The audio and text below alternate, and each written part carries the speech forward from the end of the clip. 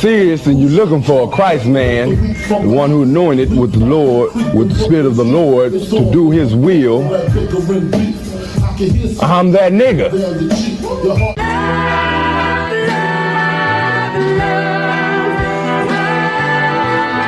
One West, 125th Street. Look, y'all put y'all faith in presidents like they gon' change this country. Run the league and let y'all play, cause y'all gon' make 'em money. Fuck Obama, he ain't come here on cargo. American honor don't lack no soldiers. For the spirit of the Lord, we don't lack no soldiers. You understand me? Saint, black, Hispanic, native, they hate y'all as the same. Hate Christ in they image, hate you as a slave.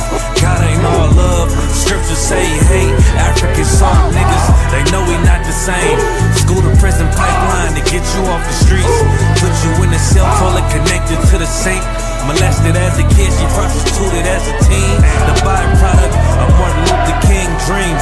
They just took the yoke off, my nigga, we ain't free. We living bleak in these wastelands of poverty. If you don't know the truth, then the lies sound promising. Prophecy, gift and the curse. Dylan started killing, they was sitting in church. Black folk forgave him, man, this shit is absurd. You should never love your enemy, that shit ain't gon' work. Yeah, fuck dying on your knees, you better die in glory. Man, I joined the UPK, taught me the art of warring. I took a nigga life like mine to be recognized. I feel that pain every day, it can't be reconciled. Pops banging, my sister a prostitute. My brother got life, and somehow I still found the truth. War ready, no cowards, no excuse. Fuck reparations, you can't bandage no open wounds. Blood on the leaves, body swing hung from a noose. I was on a run in Nashville when I found the truth. I called the school, classes being held by the shock on my life. I want to be a gangster like a cop. Do this for my brothers, real brotherhood. Everything we do, we got it out this book. My nigga, I can never be no African. UPK the only authorized acronym. I'm passionate about my brothers and sisters.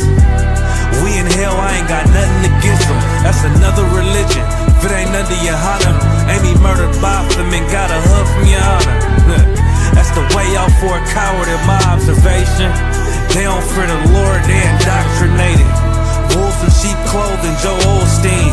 Real priests bringing back black royalty.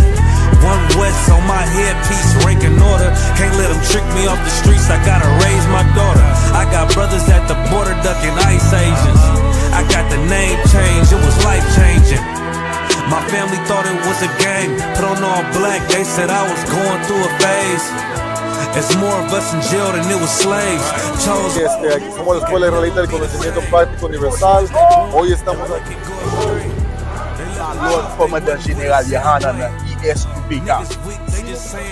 I.S.U.P.K. This is what Commander General YAHANNA did. This is what he did. First camp, I cut off all my dreads. I took an oath when that oil hit my head. Niggas capping like they lids. I'm a priest, I never stick no fork in no pig. I was dead till I found out how to live. This brotherhood taught me how to be a man. I came back to my roots, I had to dig. A couple gaps I had to bridge. I got a rib, I'm married to this work. You wanna serve the Lord, he ain't in the Christian church. I had to dig. That's right. Hey, listen, brothers and sisters, man. If you like what you hear, hit the subscribe button, man. Subscribe to this channel.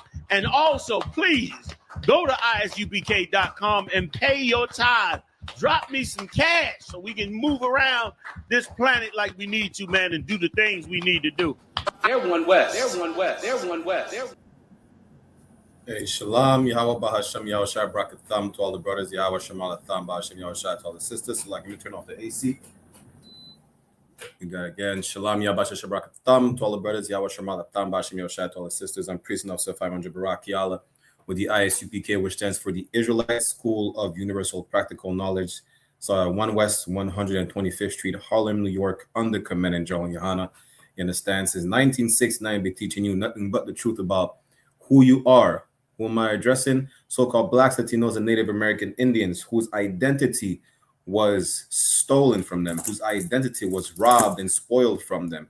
You understand? The only people who don't have an identity right now. Why? Because they were, how you say it, their heritage was lost. You understand? That's why. This is who we're addressing. Since 1969, we're teaching you who you are, right? Because you need to know who you are in order to know what is your culture, what is your language, your constitution. And again, just like every Thursday, we have these Brotherhood class where we teach you who to love, how to love who you should love, instead, and who to hate. Because yes, the Bible says there's a time for love and there's a time for hate. Now, when it's time to hate, who should you hate is the question. You know, this is part 4 of our topic. We all we got. You know, in these perilous times that we're in and that are about to get worse, we're about to see how really we are all we got. Who's we? So-called Blacks, Latinos, Native American Indians, men, women, and children. We're all we got. We cannot rely on anybody else but our own people. You understand? And a lot of us are realizing today, right, that really there is no way we can rely on anyone else but us. How are we realizing that? The harshest way possible. Have you seen the what do you call it again? The result of a trial of Carmelo Anthony? You understand? Someone fought to have a white lawyer. That person was definitely part of the problem that we face in our community. You understand? So damn, Salaki. That person was definitely part of the problem. You know, all you so-called people that voted for Trump to deport Mexicans, y'all are part of the problem. You know, you foundational Black American, right, who hate Haitians and Jamaicans and Latinos, regardless of their skin complexion, y'all are part of the problem. And this is what we understand tonight, that we're all we got. We better start relying on each other. The Bible says, gather together, O nation not desired. You understand? Y'all better start joining one another, gathering together. You're going to have no choice but to do so. You know, like we brought out last week, we weren't able to bring out these precepts, right? But how many of y'all that grew up in the city know how to grow tomatoes? How many of y'all? You're going to have to rely on the Mexicans. They know how to grow fruits and vegetables. You're going to have to rely on the Mexicans. You're going to have to, you foundational Black Americans are going to have to rely on them Haitians that grew up in the islands. You're going to have to rely on the Jamaicans and the Colombians because they know how to grow food. You know, you sisters that were taught that y'all do not need a man. Y'all about to find out the harsh way that, yes, you do need a man. You do need a man. You understand? And we're about to see this. We're going to get into these precepts, right? And we're not going to do a part 5. We went through it. Y'all watch part 1. Y'all go watch part 2. Part 1 was Officer 5000 Malak. Part 2 with now newly raised up Captain 10,000 Kazak Ahmad. We did part 3 with Officer 1000 Shaya 1. You understand? Y'all go rewatch these classes if you missed them. But you're going to have to understand, we are all we got. There, like, especially right now. Right now, it's not the time to separate families. Right now, it's definitely not the time to separate families. It's not the time to fight against one another. You're going to have to be more patient than ever right now. Do you know the amount of oppression that we're about to go through at the hands of these oppressors? Iki Lashes, I'm about to answer your question in a second. You know, do you know the amount of oppression we're about to go through right now? Like, imagine that. Then we're going to have to see, we got to have no choice but to be patient with one another. Have no choice but to rely on one another. Men is going to have to rely on women. Women is going to rely on men. All 12 tribes are going to have to rely on one another. Ain't no choice. And this is how you know. First of all, you need to know who you are. So-called Blacks, Latinos, and Native are one and same people. We're the same blood, one family. We are the 12 tribes of Israel, the Israelites, the real biblical Jews of antiquity. That's first and foremost. Because just like any other nation, they could rely on their own people because they know who is their people. The whole Muslim world relies on their people. All Arab countries supported Palestinians. as they should. They're Arabs. You know, Africans are supporting other Africans about kicking out white colonialists. They should. They're Africans.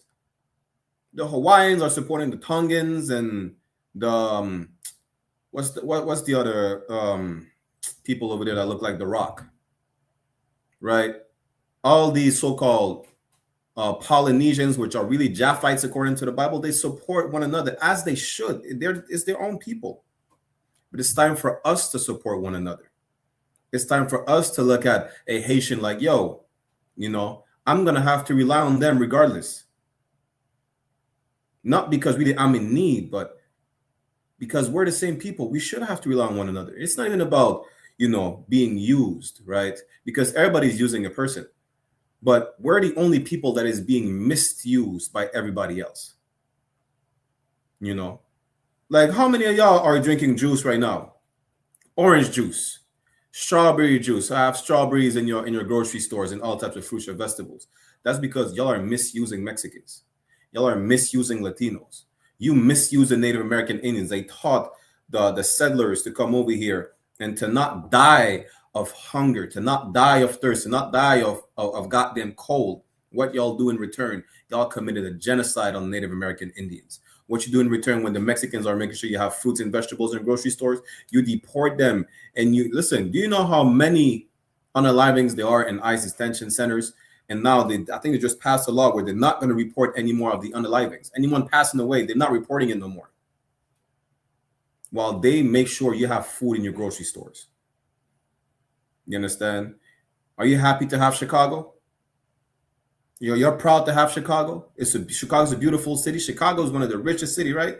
Well, guess what? A Haitian man founded Chicago. What y'all do with the Haitians? Y'all call Haiti a shithole country and you deport all the Haitians.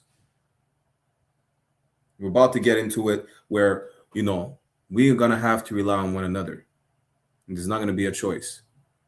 You understand? We're going to have to learn how to forgive one another. You know, we're going to have to suffer one another. We're about to be in a different type of oppression like never seen before. Y'all better listen. Y'all better be patient with that woman of yours. Y'all better be patient with your children. You women are better be patient with your men. Y'all better be patient as brothers and as sisters. You're going to have no choice. You understand? But real quick, right? I see 2 questions, which I'm going to answer real quick.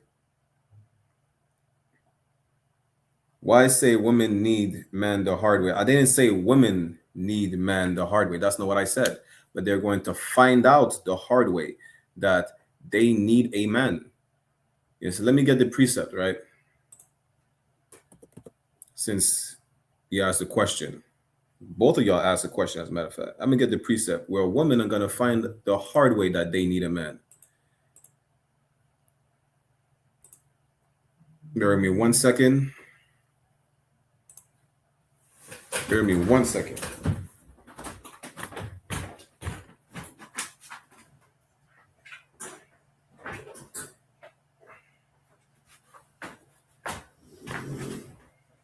Ruby.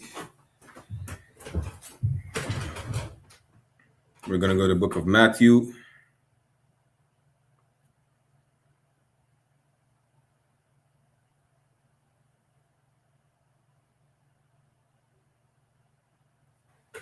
Matthew chapter 12, verse 29, and Ecclesiasticus chapter 36, right? Matthew chapter 12, I say verse 29. Let me share my screen. In Ecclesiasticus as well, in the Apocrypha. Chapter, what I said, 36. We're going to start at verse 24.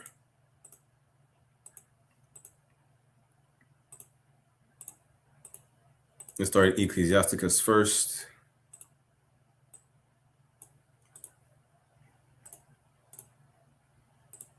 So we're just so y'all know, we're live on I.S.U.P.K. Toronto, Montreal, Boston, and IET on YouTube, and I.S.U.P.K. Montreal in Canada on Facebook, and Barack Yalla UPK on Bigo. If y'all want to see the screen, y'all go to the YouTube channel. This is Ecclesiasticus in the Apocrypha, chapter 36, verse 24. He that getteth a wife beginneth a possession. You understand? He that gets a wife beginneth a possession, meaning what? You belong to that man. You understand? And it's not just belonging to a man. Don't get it twisted, right? It's not just belonging to a man. When you buy something, when you own something, when something is passed down to you, what happens? You are responsible for it. You understand? And I know it can sound confusing. It can sound, a lot of people say it's what's the word again? Misogynistic. It's really not. You know, that's really out of love. And I pray you understand. Let me get you real quick and then we'll get back to it. Proverbs. And y'all gotta understand how us Benjamites, West Indian people speak when I'm bringing to you Proverbs before we get back to Ecclesiasticus, right? Proverbs chapter 18, verse 22. Proverbs chapter 18, verse 22 says this: whoso findeth a wife findeth a good thing. Listen, this is the way us Benjamites, the tribe of Benjamin, you know, the West Indians speak. Like, yo, this is my thing right there. She's my thing. You understand? That's biblical. It says, whoso findeth a wife findeth a good thing. You understand? Meaning what? Listen, he's looking for one. Just like any man is looking for a woman. The sex is marriage. Once you look for that woman, you find her, you lay down with her, that's your wife, you find it a good thing. The Lord said that it's not good for a man to be alone. He needs a helpmeet, meaning a good help. You understand? That's the old English word. Meet is good. You know, he needs a good help and obtained favor of the Lord. You find a good thing, yo, that woman, she's you obtain favor of the Lord. The Lord blessed you with that woman. And don't think because you obtain favor of the Lord, right? Because Adam did, he got Eve. Don't think you're not going to have to argue with that woman. Don't think marriage is just, sex is marriage and that's it. No, marriage is work. Marriage is work. You're going to have, like, who said it? Manager YAHANNA said this Monday. If you're ready to work on that marriage, don't get married. If you are a lazy man, do not get married at all. Don't. You understand? Do not get married at all. You're not ready to work. If you're not ready to work out an issue with your woman, do not get married. You're not ready for that. You understand? He's so fine. It says again, whoso findeth a wife, find a good thing and obtain favor of the Lord. SHALAM. You understand? That's what you need to understand. So even then, when it says in Ecclesiasticus 36:4, just to answer your question again, right? It says, he that getteth a wife beginneth a possession. When you are passed down a possession, when you are passed down something, when you are passed down or you buy anything, you know, that thing that belongs to you now, you are responsible for it. Don't think, yo, you see, there's two ways of looking at it. There's taking care of something and not taking care of it. Either way, it belongs to you. You understand? A help like unto himself, like I said, Eve was a helpmeet, a good help unto Adam. That wife is a help to you. She's supposed to help you. You know, y'all gonna go through thick and thin. I'm gonna get to your question again, beauty. And a pillar of rest. But this is the part where women are gonna learn the hard way that they're going to need a man. Right? This is the part. I just give you the context real quick. That whoso getteth a wife beginneth a possession, right? Now, verse 25, where no hedge is, there the possession is spoiled. Do you know what a hedge is? Well, beauty and the other person who asked the question, a hedge is like a fence. A hedge, y'all look up the movie, I think it's a kid's movie, it's called Over the Hedge, right? A hedge is like a fence. It serves as a barrier to protect from, for lack of better words, outside forces. When I mean outside force, I mean physically. It's just to protect. Really, it's like a barrier, and the barrier serves to protect anything from going out into a dangerous zone, as well as anything dangerous from coming in. That man is the hedge or the protection of that woman. Where there is no hedge, where there is no protection, the possession is spoiled. It's up for grabs for anyone. You understand? Anyone could take that woman. Anyone could ravish that woman any type of way. And if you have children, good night. We are in a time. Listen, we're in a dangerous time where our people need each other more than ever. Women are going to need the men. They're finding out the harsh way because our women, Blacks, Latinas, and our Native American women were taught that they do not need a man. They were taught to kick the men out the house. Well, it says what? Ecclesiasticus 36:25. Where no hedge, where there is no protection, there the possession is spoiled. They're going to find out the harsh way that they need a hedge. They need protection. Damn, they can't even kill the spider in the house. They're afraid of roaches and ants and spiders. Imagine an actual danger in the household. You understand? And he that had no wife will wander up and down morning. So like let me get to Matthew 12:29. Just to answer your question, Beauty, what's the part of the West Indian dialect? Proverbs 18:22. Whoso findeth a wife findeth a good thing. Us Benjamites or West Indian, we call her woman. That's my thing. My woman is my thing. You understand? And that's biblical. Now, Matthew chapter 12, verse 29. Or else, how can one enter into a strong man's house and spoil his goods? The word spoil is an old English word to mean to rob.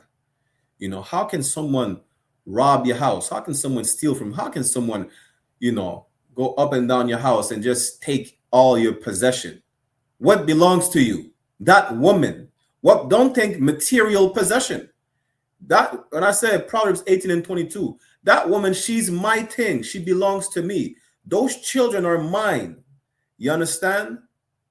They're my children. It's my family. Think more so like that, not just a TV. Good. Take the TV, goddammit. Lord be with you, because Ruby's in my Shamar dog is in the building too. But the point is this: don't think more so material, right? Think more so though, my family, my wife, my children, or wives if you have more than one. Things so like that. My people who can come into my community. That's why our community we have so many, they call it, they coined the term YN, young niggas. We why? Because they lack a male or father figure.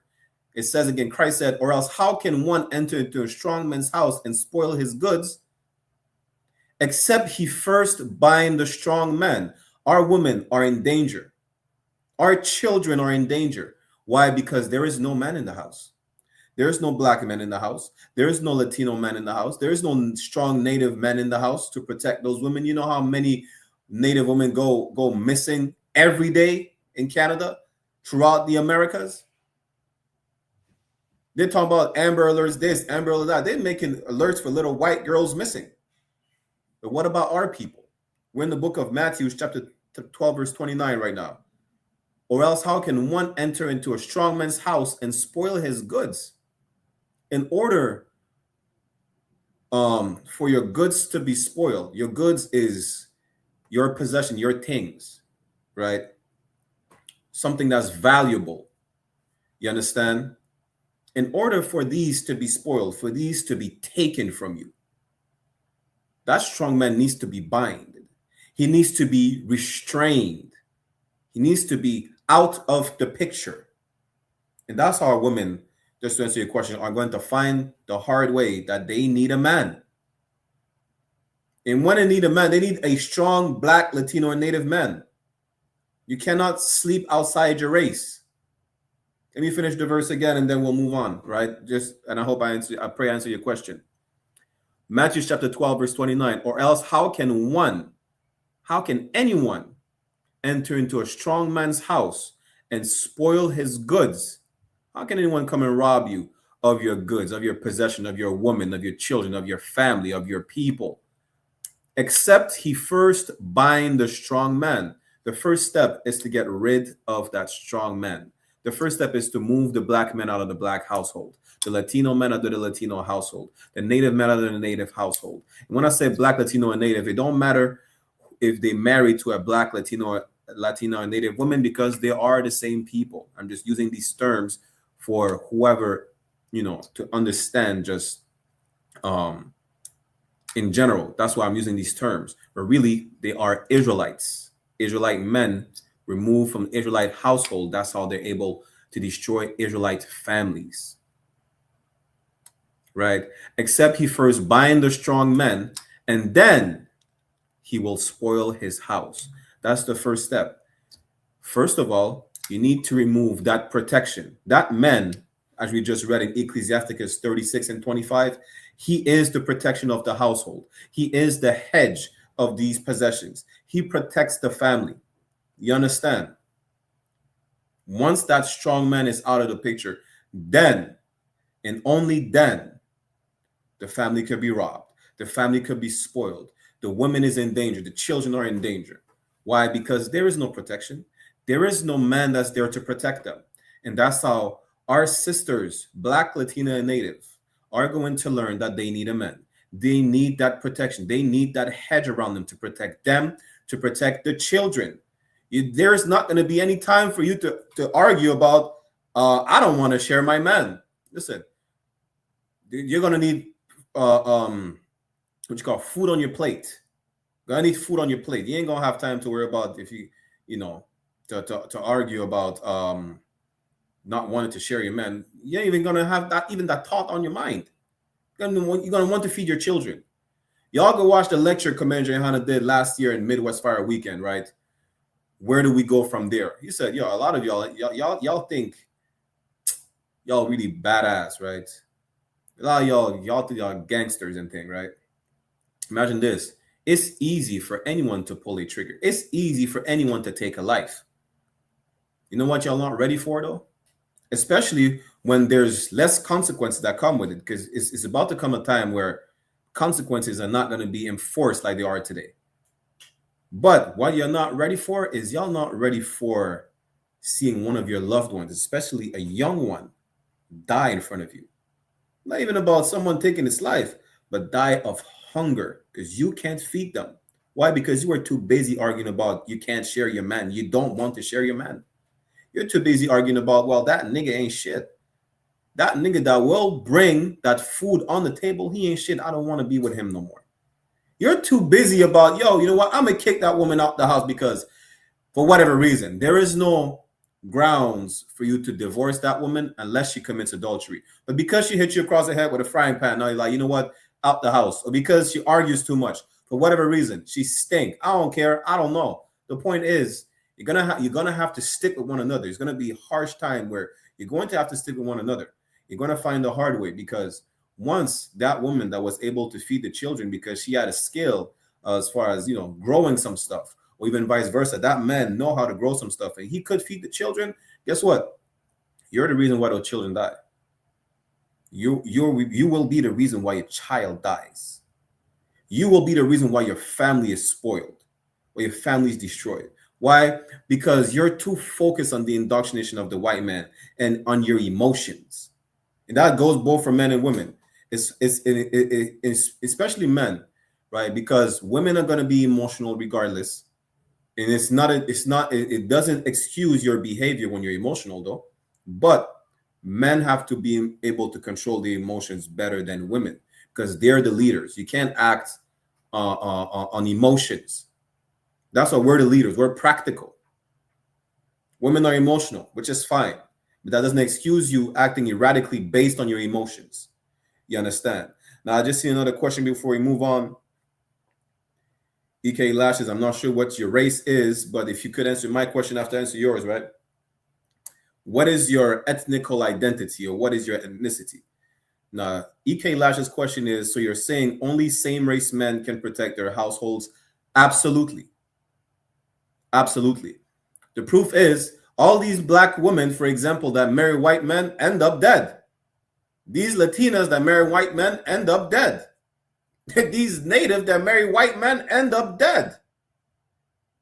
And I'm not even speculating. That's a fact. Y'all could look it up. That last sister, she went on a trip to Tanzania with this bald white man. She ended up dead, and it says she unalived herself. This sister in Colombia, she went on a Tinder date with this white man. She got found in pieces, literally chopped in pieces in his suitcase. All these missing and murdered indigenous women, most of them are being kidnapped by white men. Pocahontas is a perfect example. Pocahontas existed. She's a true historical figure. She got kidnapped and she was underage. You understand? She got sex trafficked. I think they still have her body in England.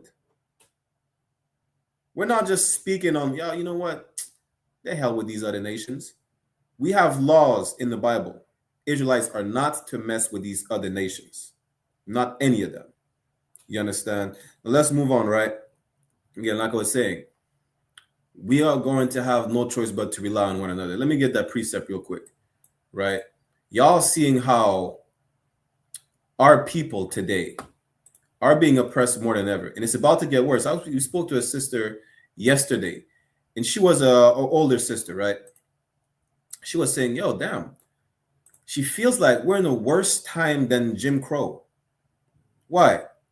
During the time of Jim Crow, not only we had no choice but to separate, which is amazing, because segregation was not even that bad when we look into it.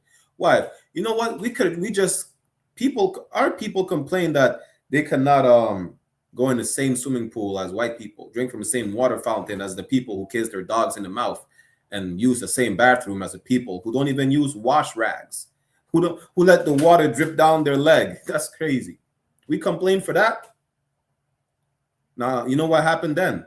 After integration, we get a young black man that was convicted of murder and got 35 years. He was convicted by an all-white biased jury, and with a judge and DA that was friends with the family of the so-called victim, who was really a perpetrator. Right? That's what integration got us. Integration got Carmelo Anthony 35 years.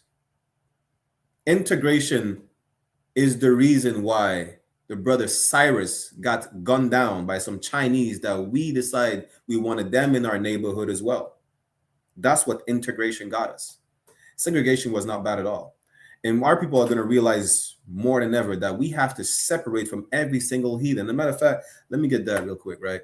We are to be a separate nation. You understand? We are to be a holy people. That's what it says. Holy in the Hebrew is quadash, meaning separate. We are to be set apart. The Lord never meant for us to be joined together with everybody. Not even us, any nation. The Tower of Babel got split. The Tower of Babel is a perfect example of integration, a melting pot. The Lord said, hell no. The Lord flooded the earth because of interracial marriages. So what makes you think we were supposed to integrate with everybody? You understand? Let me get that real quick, and then we'll get a revelation. We go to Leviticus, what is it, 19?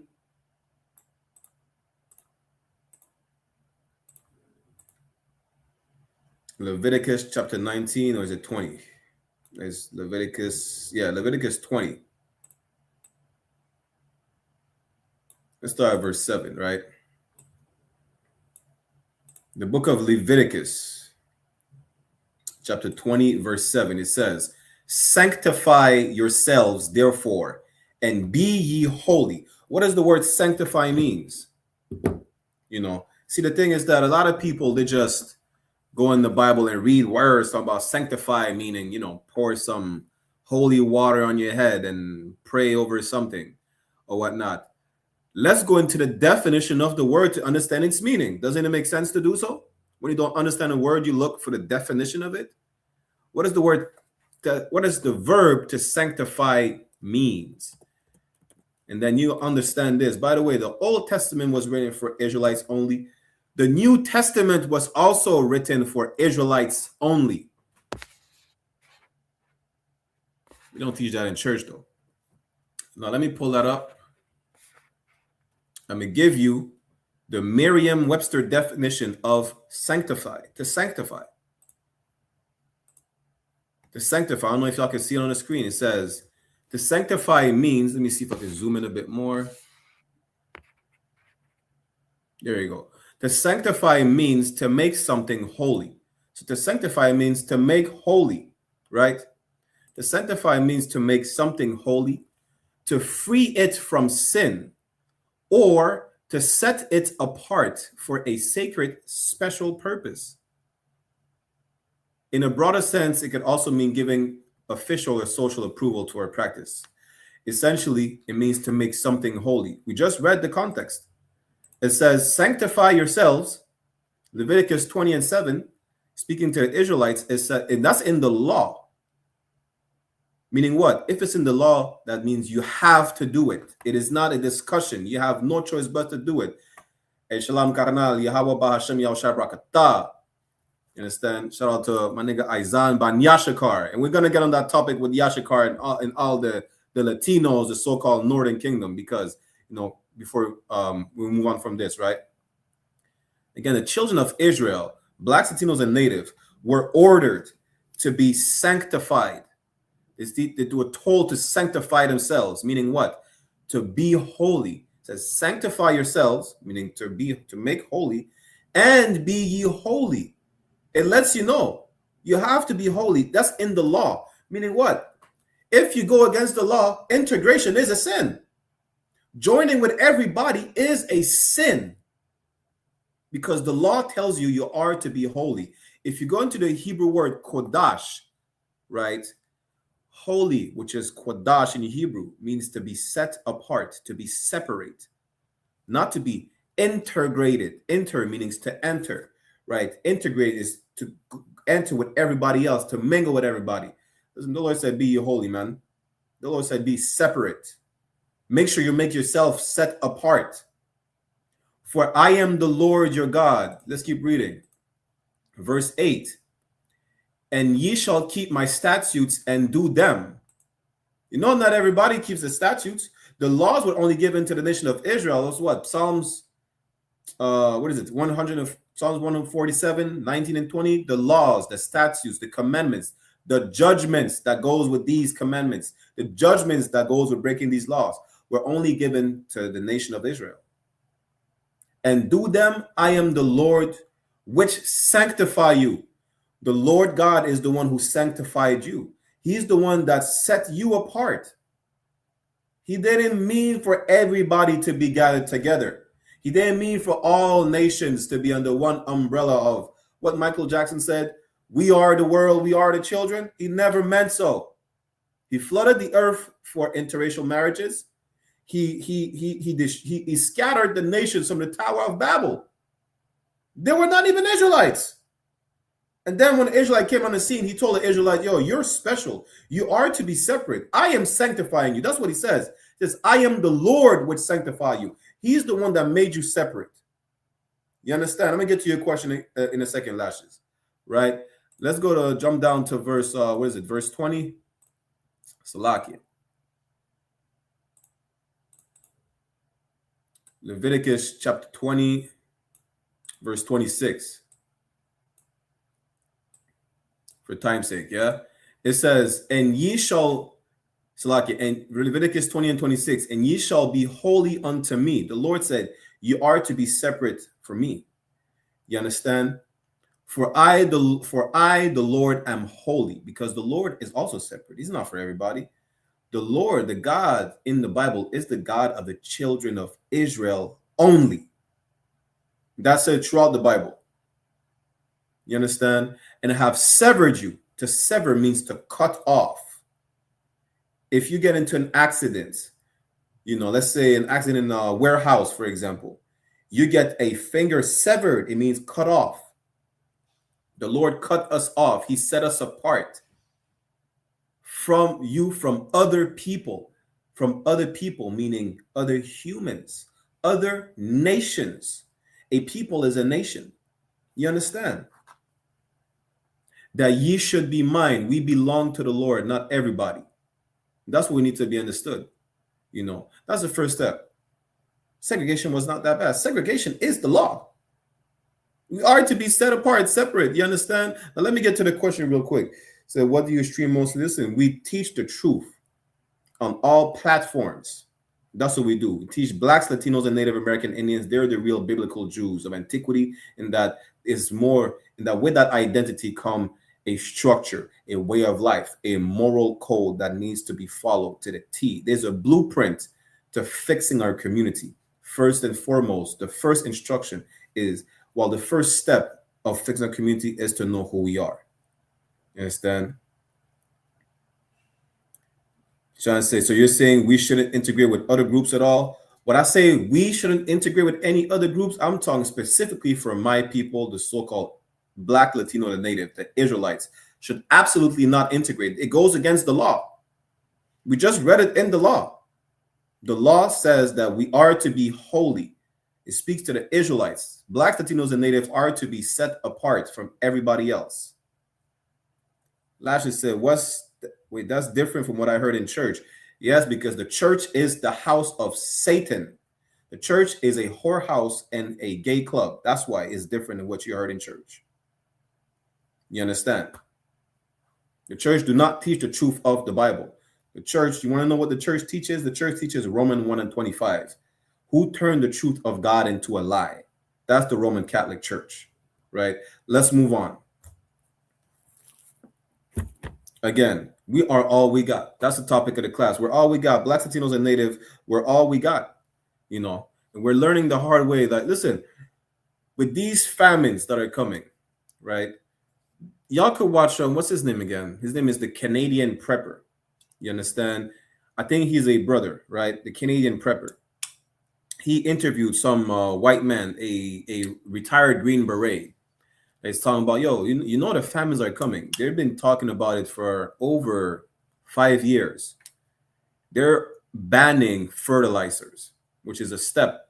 Why? Because fertilizers are used to grow food. You understand? They've been saying that they've been putting videos out here. I think it's called culling. They're culling livestock. Is it the proper term? Let me look it up. Salaki, I don't want to misuse a term or just invent a word, right? But I do think it's culling.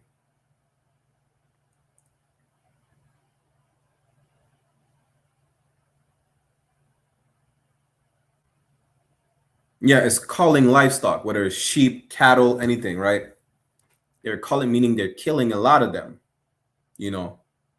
Damn, there is a new plague.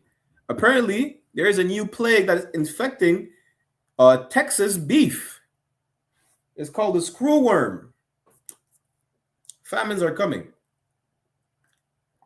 Because if there's so much beef infected, you're not going to take a chance. They're going to cull all these beef, cull all the cattle. You know, you're not going to take a chance. And what happens then? How do you put food on your table? You're going to have to rely, again, going back to my brother Aizan, you're going to have to rely on the Mexicans. Mexicans, they know how to grow some food. You foundational Black Americans are talking about, you know, brothers like Officer Adayar or myself or Officer Shia One. We're not Black because we're not Black Americans. You're going to have to rely on us. We know how to grow some food. We're going to have to rely on one another. There's no choice. You're going to realize the hard way too. You know, let me get Proverbs 17:17. This is what we don't understand. We're all we got. Like the title of the class, we're going to repeat that until, you know, Christ comes back. Even after Christ comes back, don't you know we're all we got? The Bible tells you that. You know, Proverbs 17:17 says, a friend loveth at all times, and a brother is born in adversity. Adversity is these harsh times we're about to go through. You know, is these harsh times. Listen, these white supremacists are getting bolder and bolder and bolder. Like I said, women are going to learn that, damn, I need that man in the house to protect me from these white supremacists. I need that man in the house to protect me from these East Indian sexual deviants. You know, I need that man in the house. You got them Trump supporters are going to realize, you know what? I need I need to rely on the Mexicans because I don't know how to grow lettuce. I need to rely on them Haitians because I don't know how to grow rice. We are to rely on one another. I need to rely on them natives because they know where can I grow certain crops at what time of the year, as they taught the pilgrims. The difference is that they were doing it in how you call it again? In not good gesture. Damn, I forgot what's the term for it. The point is they did it. You understand? They did it. Now, you being the same people as them, you're gonna have to realize, yo, there's no time to beef with one another. Now we have to rely on one another because brothers are born through adversity. You're gonna see that those brothers is not the white men that you prostitute yourself for to get the love that you will never get from them. Your brothers are not the sci-fi omega sodomites that you prostitute yourself for to be accepted in those white colleges, gyrating like a goddamn salt shaker. Salak. Your brothers are those Mexicans that fought for you during slavery. This is the reason why they lost Texas, the Battle of the Alamo. You understand? Those brothers are those Haitians that fought throughout the Americas after they freed themselves from slavery. They fought throughout the Americas to help, you understand, push the abolition of slavery everywhere. These are the brothers that are born in adversity. Those harsh times, you're going to have to rely on those brothers, man. No choice. You're going to have to, you know. What you going to do? You're going to be like the, what's the name again? Enrique something of the Proud Boys. This cat, is he cute? Yeah, he's Cuban, siding with white people. This man is them. He's clearly a nigga. You know, he's gonna have to see that, yo, the time will come when those Proud Boys of Caucasian descent are going to want to lynch him if they haven't tried yet. And he's gonna call back Commandant John Yohanna, say, you know what, Salakia, I'm humble myself. You were right. We are to separate from them. I pray it's not too late for him to do so. You know, but a lot of our people are going to realize we can't rely on them. You know what happened? We relied on them, and then Carmelo Anthony got 35 years in prison for self-defense. That's what happened. Give me one moment, Baba Kushai. 1 second.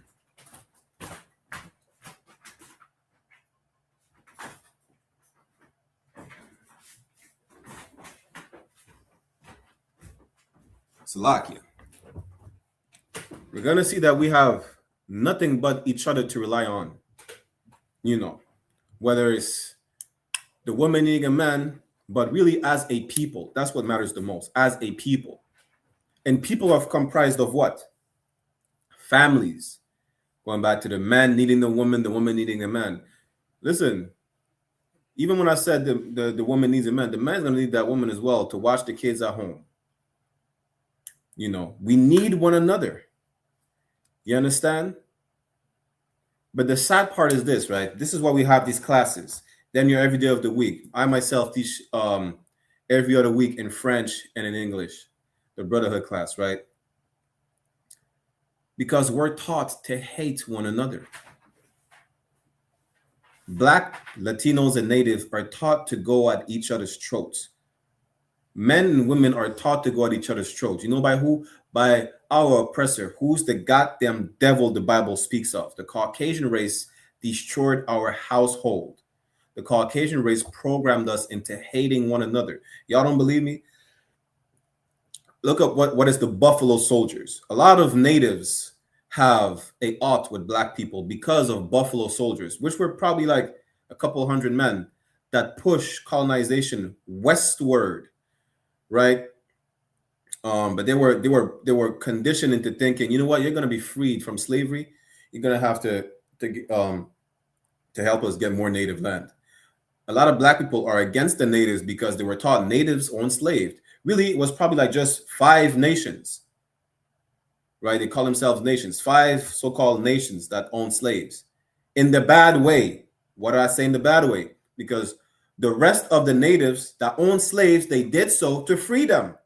They purchased slaves, But once they were in their quote unquote possession, they were not considered slaves no more, and they intermarried one another throughout the Caribbean, throughout Central, South, North America.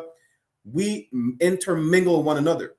Spain, the British, the French, Portugal had to put in place specific laws to prevent Negroes and indigenous people to join with one another. That's how I'm telling you. We were conditioned to be at each other's throat. We were conditioned to hate them. Y'all been told Mexicans take the jobs. What black man is going to work in the field to pick some fruits? Talking about Mexicans take the jobs.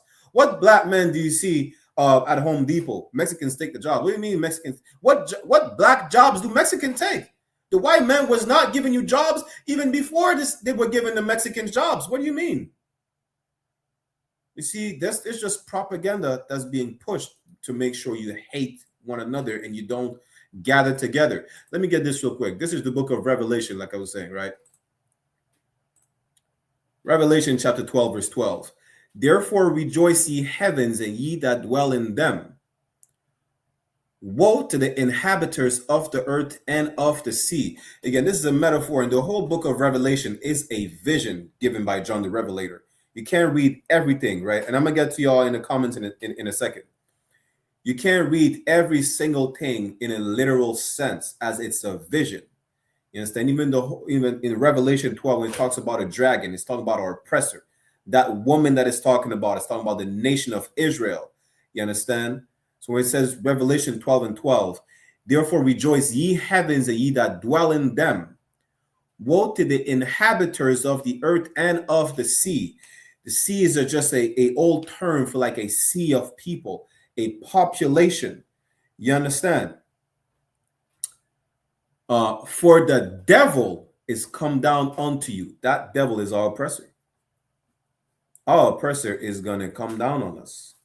Just like you see how a bird of prey, like an eagle or a hawk, dives down on the prey. That's how our oppressor is coming down on us. You understand? He dives down. Let me see if I can find a quick clip, right? For those, again, on the Beagle, if you want to see the clip, y'all go to the YouTube channel. Well, now I'm going to show you a clip of a bird of prey diving down.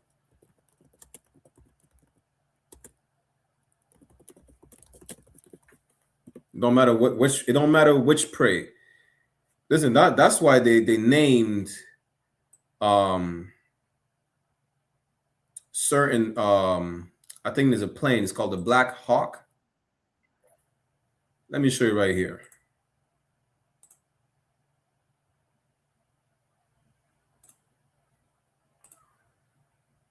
Bear with me one second. Let me play this quick clip. Descending from the sky, striking the neck of a flying bird midair. Actually, this is the peregrine falcon, the fastest flying bird in the world, which uses the stooping technique for hunting. It first soars to great heights in the sky, then dives toward its prey. You see how it's diving like a goddamn missile? Matter of fact, you see how these planes go down and how they're built? They literally built, that's our oppressor. Our oppressor is not original. Our oppressor, he always did that. That's how he portrays himself as the eagle soaring high in the sky. That's his, to show his might. But it said, the one on the moon, it said the eagle has landed. But let me finish this clip, right? During the dive, it reaches speeds of up to 390 kilometers per hour. At this I'm gonna stop it right here. That picture that, and now apply it to this precept which I'm reading for you, right? Therefore rejoice, ye heavens, and ye that dwell in them.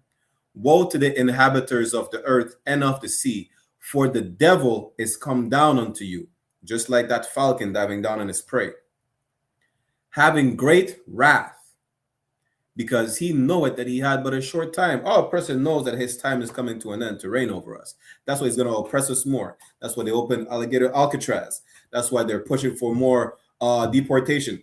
You know, listen, every single laws that is put in place to oppress blacks, Latinos, and Native is going to get worse. You think it was just a coincidence that it was an all-white jury with Carmelo Anthony? It was not. It is going to get worse. There are going to be more instances. And the sad part about this, right, before I get to the questions on the Beagle and comments. The sad part about this is the same people that complain about the verdict of Rick Child that unalived Cyrus, the same people that complain about the outcome of Carmelo Anthony, they're going to go to church, worship white Jesus, which is really Caesar Borgia. They're going to go to church this Sunday. They're going to light up the grill and light up some fireworks on 4th of July. You understand? They're still going to let other nations and tell them they're invited to the cookout. They're going to turn, they're going to reject white supremacy just to adopt Islam, which is Arab supremacy. You understand? They're not going to separate from their oppressor yet. And that's a sad part of it. The sad part is that we have to be beaten down to the ground till the point where we could barely get up anymore to request for help from our own people. That's the sad part. You understand? You are to be a holy people. We just read it. We are to be separate. Now that we're separate, you know what's going to happen? It's going to be like Jim Crow again. It's going to be like segregation again. What happened during segregation? Don't think we couldn't go in white schools. We couldn't go in white swimming pools. Who cares? You know what happened? We had black schools. We had black colleges. We had black supermarkets. We had black doctors, black dentists. We had our goddamn own airport in Tulsa, Oklahoma. What do you mean? We had no choice but to rely on one another. We're all we got. Let me scroll up on the Beagle and see. There was a few comments and questions, I think. Bear with me 1 second. He says, screw worm plague. That sounds serious. Absolutely, black man. The screw worm, don't think is just a coincidence. All these COVID and screw worm, people are not looking at it in a biblical sense because a lot of people don't believe in the Bible. I don't expect them to, especially if it's not for them. When it comes to Israelites, it pertains to us. And all these plagues are to come to pass. I mean, they will happen. We'll have worse plagues than what happened during the time of Egypt in order for this empire to fall down to the ground, to never rise no more. Yes, it is absolutely a plague from the Lord. You're talking about the Tree Sisters farming method. That's one way that, you're going to have to rely on the natives for that. Absolutely. What is it? Corn, beans, and something else. Black man said this is really heavy stuff. Listen, tune into I.S.U.P.K in your zone. As a matter of fact, black men, look up the I.S.U.P.K in your zone. That's what you should do. Wherever you are on the planet, there is a school. I guarantee you that. You understand? I think that's it with the comments.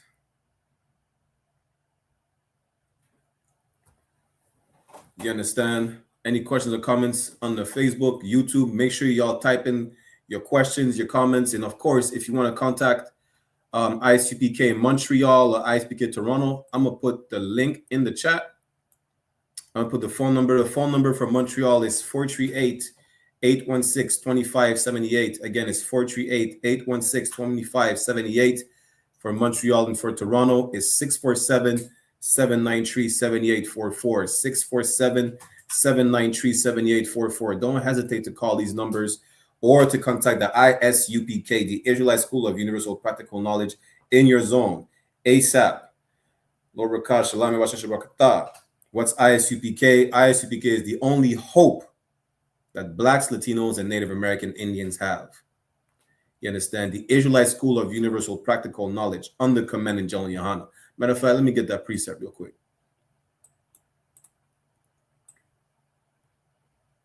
What is it? Ezekiel 11 and 16. This is I.S.U.P.K right here. People say I.S.U.P.K is not in the Bible. I.S.U.P.K is absolutely in the Bible. Ezekiel chapter 11, verse 16. Therefore say, thus said the Lord God, although I have cast them far off among the heathen.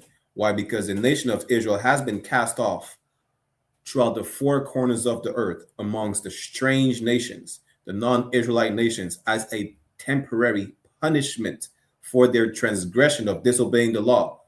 What law? One of them we read that we are to be holy. That's in the law. We are to be separated. We are to be what you call segregated. and not mix with anybody. You understand? And although I have scattered them among the countries, yet will I be to them as a little sanctuary in the countries where they shall come. That's why you have I.S.U.P.K. Boston with Lord Rakar that you see right here, Officer 1000 Rakar area. You have I.S.U.P.K. UK. You understand? The school is in Birmingham, 394 Lodge Road, Birmingham, under Captain Karathia. You understand? I.S.U.P.K. Montreal, I.S.U.P.K. Windsor, I.S.U.P.K. Puerto Rico, Mexico. We are everywhere to help our people, to gather them, to let them know they're the real Israelites, and the solution to their trouble is to come back to the Lord. That's the solution. Throughout these scriptures, you found out that whenever the Israelites transgressed and they were in trouble, the only way they were able to get out the trouble is to come back to the Lord. Now, we tried everything in this day and age. We tried everything but to go back to the Lord, and then we complain about outcomes such as the outcome of Rick Child, the outcome with Carmelo Anthony. All we have to do is come back to the Lord. And I pray no more incidents as these ones ever happen. But our people always had to learn the hard way, and that's sad to say. You understand?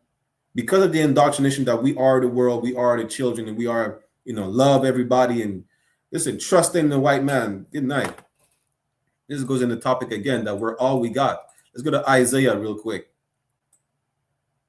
Isaiah chapter 30, and start at verse 1. You're going to see what the trust in the white man did. Trusting in the white man in the shadow of Egypt. You know what that did? That got Carmelo Anthony 35 years. That's what trusting in the white man did to us. Isaiah chapter 30, verse 1. Woe to the rebellious children. Woe is an old English word that means destruction. What was destruction then? Was death. You understand? Woe to the rebellious children. Who are those children? The children of Israel. Woe to the rebellious children, said the Lord, that take counsel, but not of me. Why? Because the counsel of the Lord is to listen to the laws. Obey the laws and you'll be blessed. Obey the laws will be above everybody.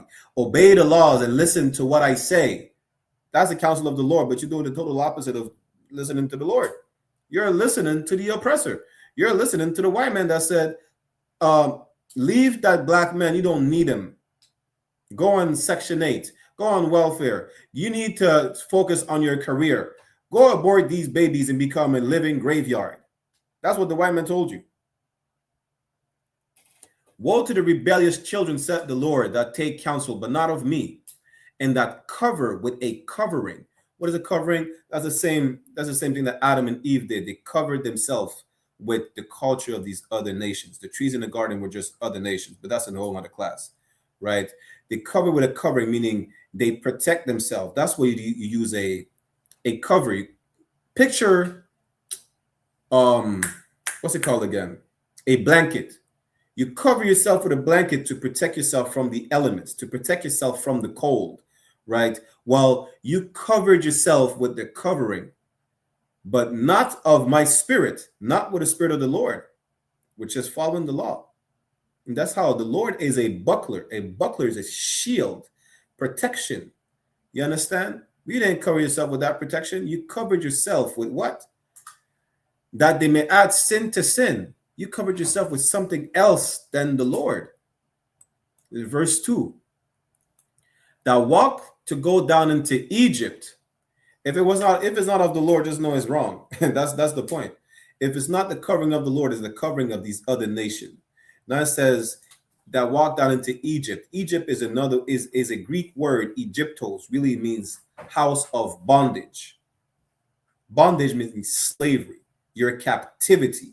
You covered yourself with the covering that the white man gave you. Voting, false hope, Christianity. And don't think it's just the white man. Every single heathen. Pan-Africanism, Islam, Buddhism, Confucianism, or whatever nonsense they teach you about. In Hinduism, you do wrong, you die, and then you come back as an ant or some dumb stuff, right? That's nowhere in the Bible. That's nowhere in your culture. You listen to every other people but your own.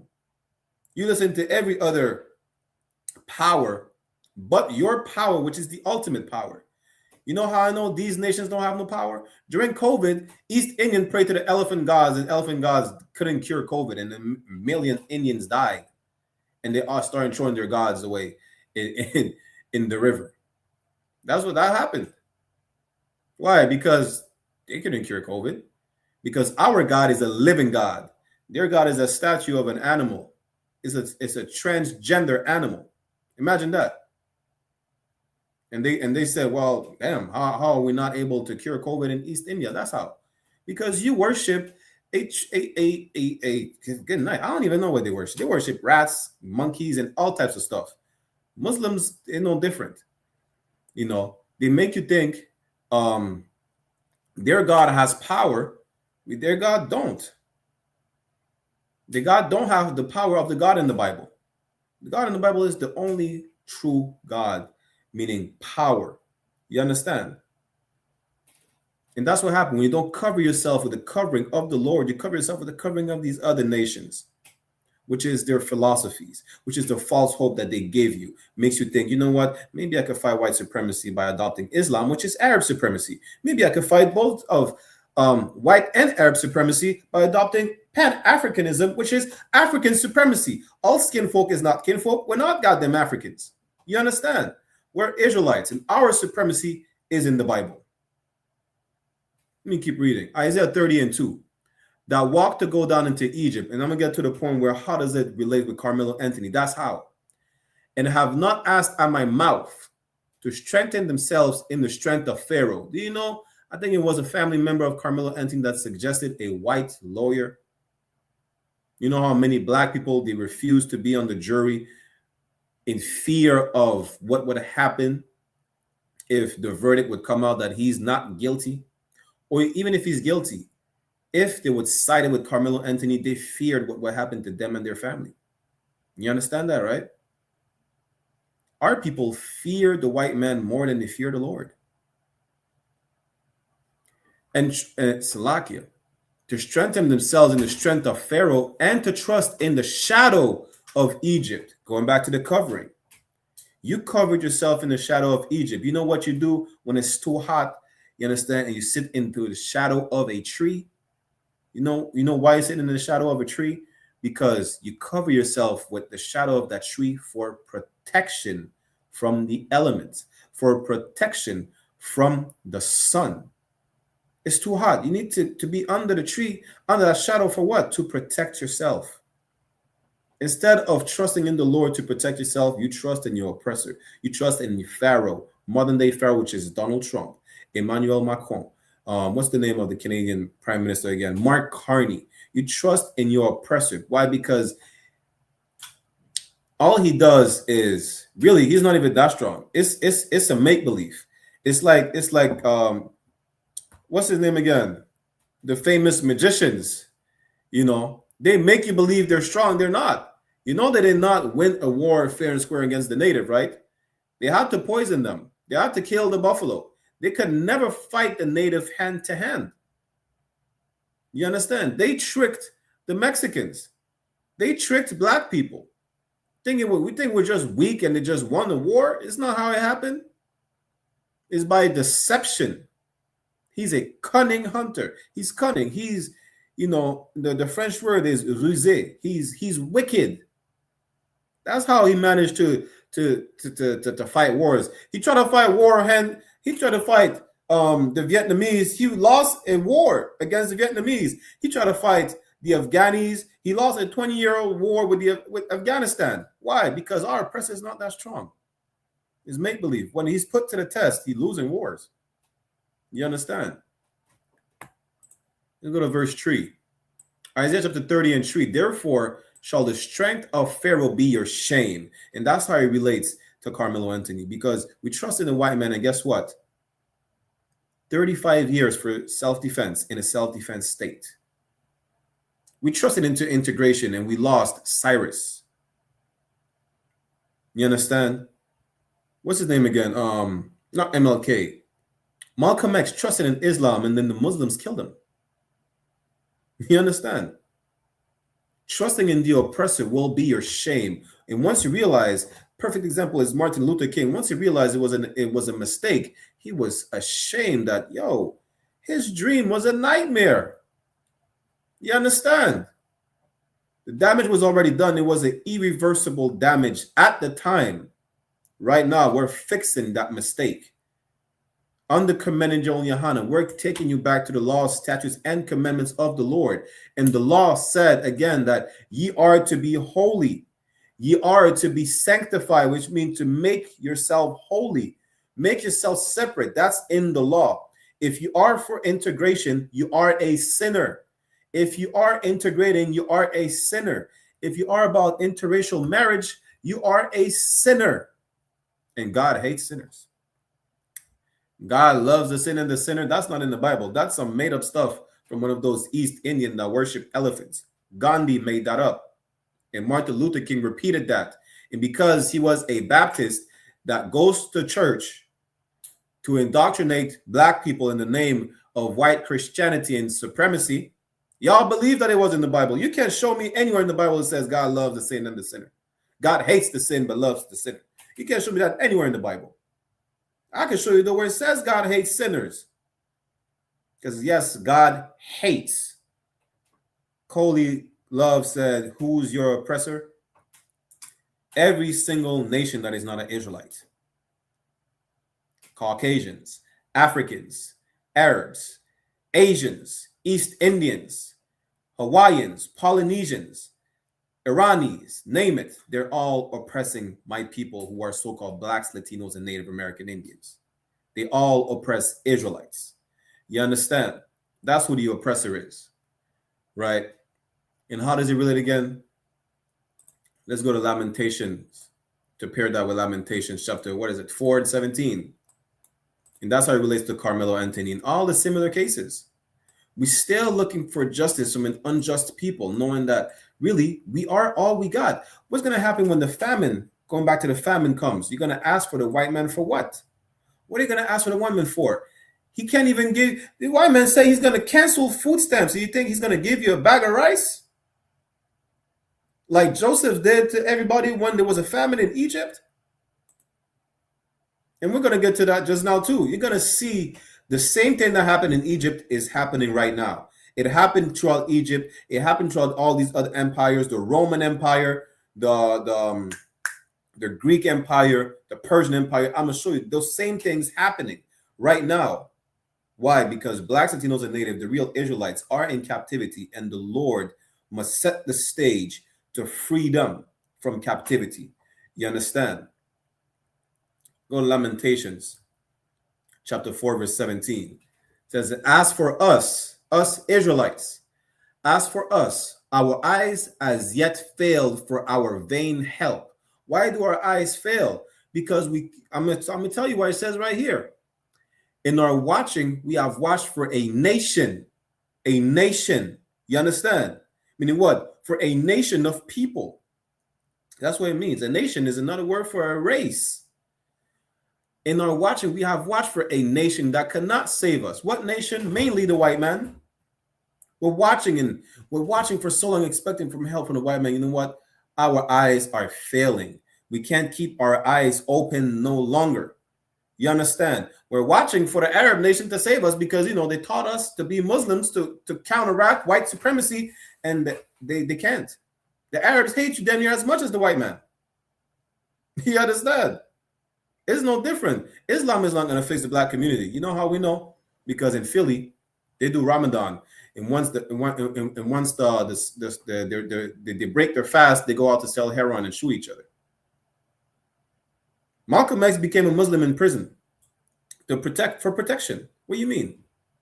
And then when he see that it was a mistake, the Muslims killed him. Let's read it again. As for us, Lamentations 4 and 17. Our eyes as yet failed for our vain help. In our watching, we have watched for a nation that cannot save us. You understand? We're always looking for outside forces as opposed to see what is in the house that could help. In the house, we are the only thing we got is us, relying on one another. No other nation we can rely on, ever. We tried that already. Pan-Africanism. You know how many black people were sent they made up Liberia, a country. Once they were in Liberia, the indigenous people of what is Liberia today, they went to war with the black Americans that were sent there. Why? Because they know we're not the same people. They know it. You understand? A lot of y'all are standing for Iran and Palestine and things. You know what? We understand because we understand oppression better than anyone else. But guess what? These people still hate you too. If these people were not bombarded by Caucasians, you think they would like you? They wouldn't. They wouldn't. There's a hierarchy in Islam. Even non-Muslim Arabs are higher in the Islamic hierarchy than black Muslims. Make you say what? You're watching for a nation that cannot save you. They're not going to help you. None of them are going to push for no drugs in your neighborhood. As a matter of fact, they're pushing more drugs in your neighborhood than you ever do, than you ever will. You think we march with the Asians or whatnot? You know, we included the Asians in some civil rights march or whatnot. You know what the Asians did? They shot one of our sons for nothing. You understand? They used our plight. They used our pain and suffering to get a Stop Asian Hate Crime bill, to set up shops in black and brown neighborhoods, to turn around and having some individual like, what's his name? China Max said he was forbidden as a Chinese triad, which is a Chinese criminal organization. He was forbidden to sell drugs in a Chinese neighborhood. He had to sell drugs in blacks and Latino neighborhoods. You understand? That's what integration got us. That's what trusting these other nations got us. We're realizing right now, you know, slowly, and it's sad to say we're realizing slowly because it's time like never before. It's been time like never before to realize we can't rely on these other nations. We all we got. You understand? These nations know they all they got. The Asian community realizing, yo, we messed up now. We're gonna lose all the money. Why? Because we are the product. We make everything great. This Asian, he took down his video talking about, yeah, I dare black people to boycott us. Black people started doing it. Some Asian is saying, yo, you know what? I'm losing money. Why am I being punished for the mistake of one Asian? We're not all the same. Yes, you are. You're all the same and you all hate us. That dumb Asian woman said, let me pull up the video, right? She said that we need to raise our kids right.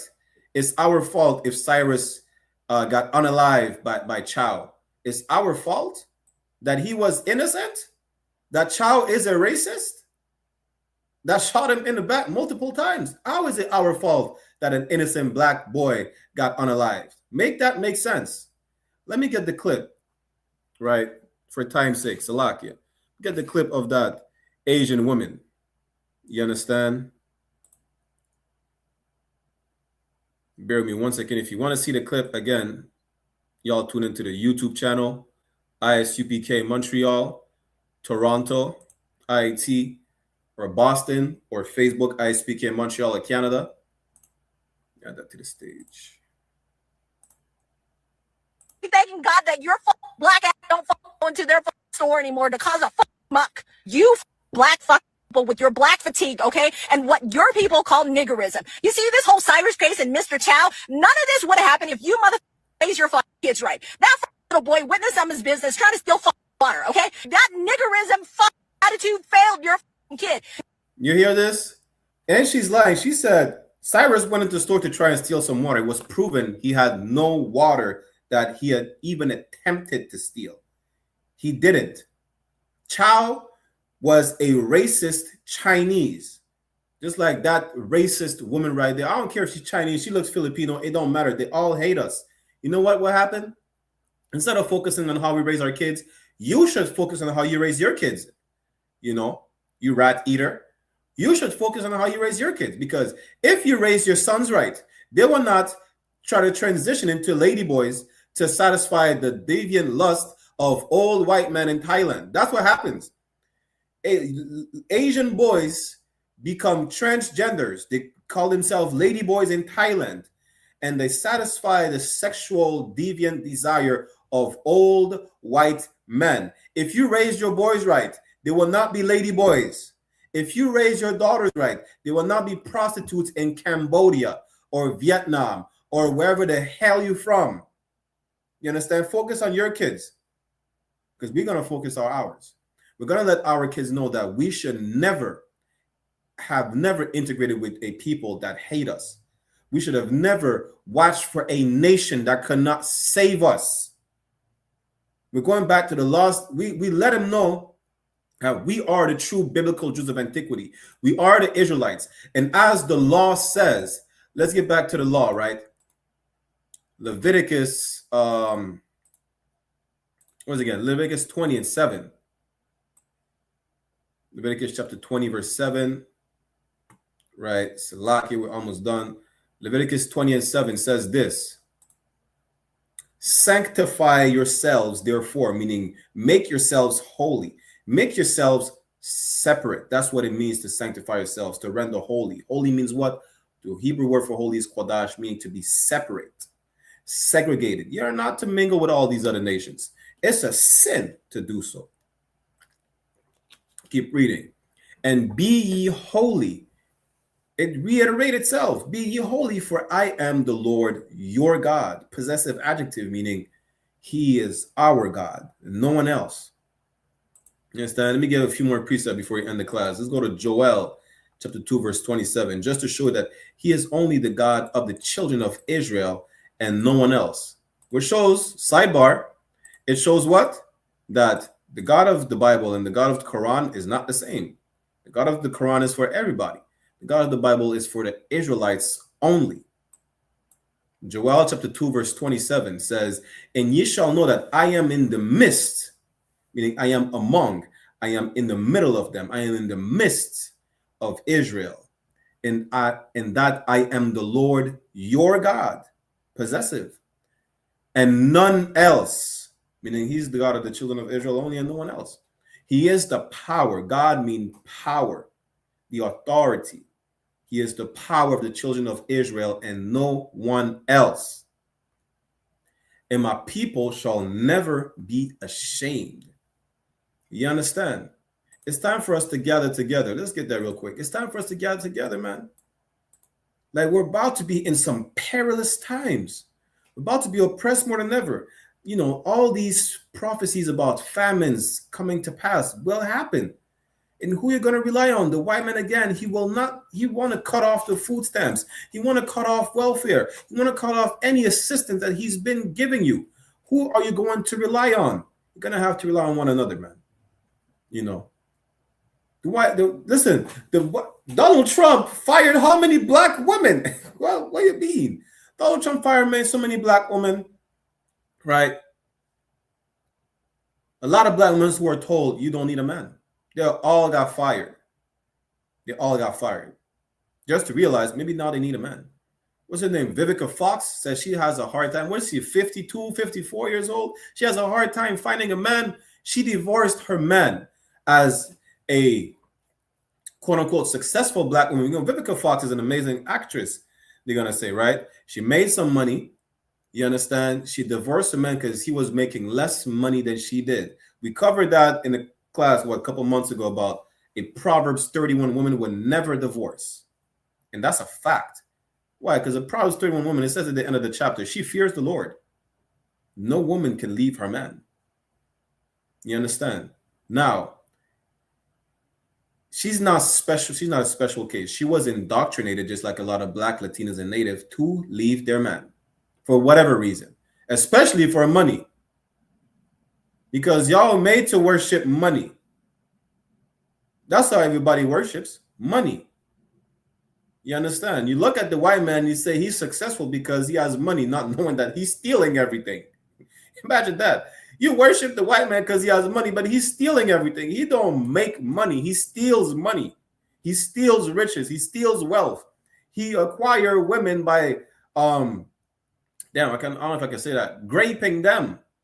He acquired, don't make me start the children. He acquired children, but he traffics children to the Epstein's Island, and he eats them and do the unthinkable. You know, that's our oppressor. That's who you worship because of his money. You understand? But real quick, let's get Zephaniah 2 and 1, right? It says, Zephaniah chapter 2, verse 1, gather yourselves together, Yea, gather together. Again, it's like sanctify yourselves and be ye holy. It says it twice. The Lord knows you're a stubborn people. The Lord knows you're stiff neck. You're hard headed. You have to be told twice to be holy. You have to be told twice to gather together. O nation not desired. Who's not desired? I know it's not the Palestinian refugees.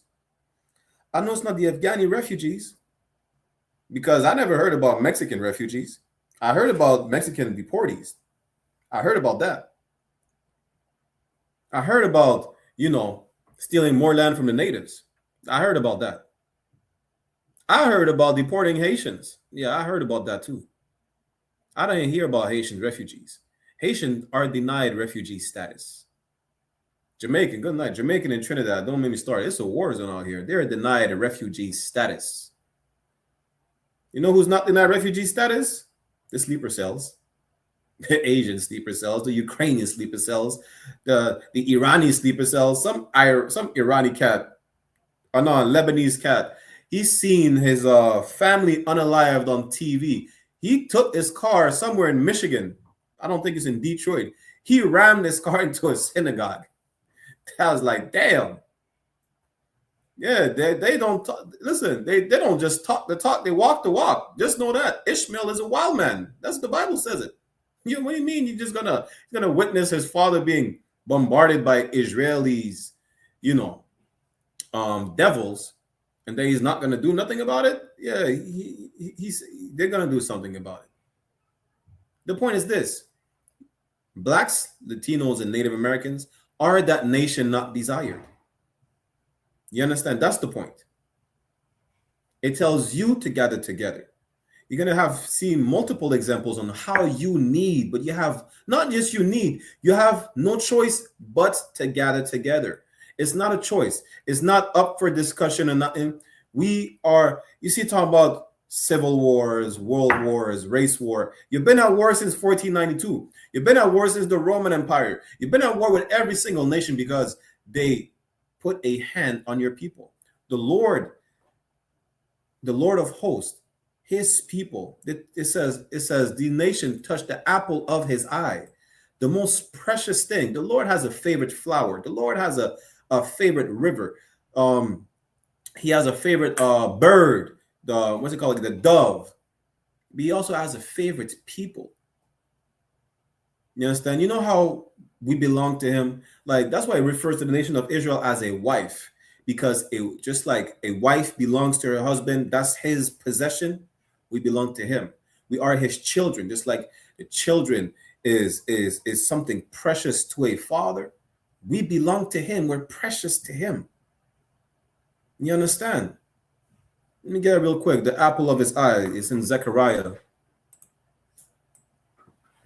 Imagine that. The Lord is going to start a world war just for you.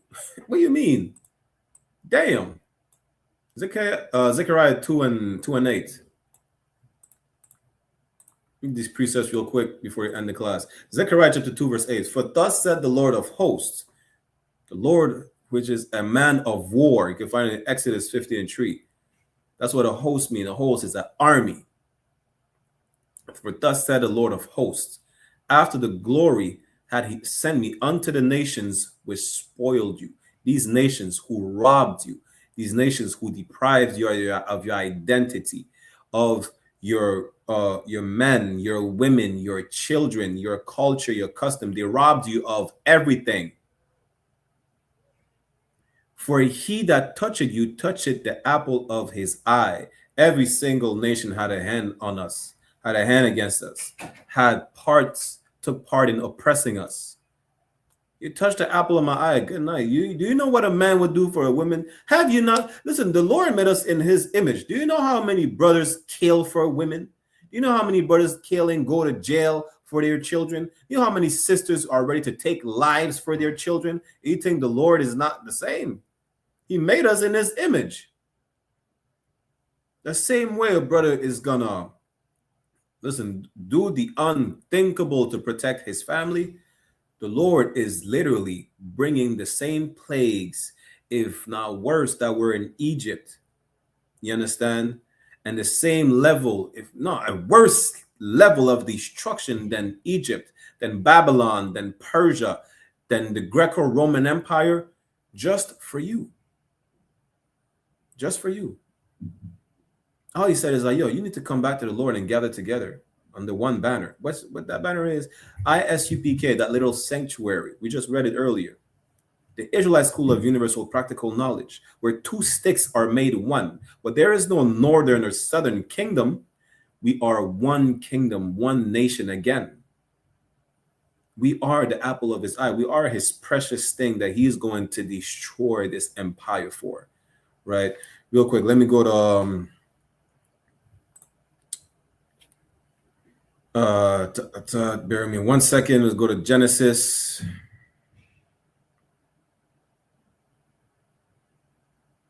Where is it? I think Genesis is 47. Yeah, Genesis 47, start at verse 15 for time's sake. Again, any questions, comments, put in the chat. Y'all click on the sign in link. I forgot to put a sign in link and put it there. Sign in and sign out link. Right. In the chat. If you want to be part of the school, do your 90 days, obtain that Hebrew name, change, become the new person, the new creature you are called to be. You understand? The Lord called you to be, and make a change and serve the Lord and show your people how to serve the Lord, right? And I said Genesis chapter 47.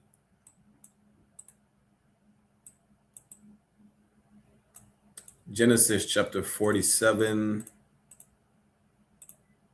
Yeah, let's start at verse 15 for time's sake.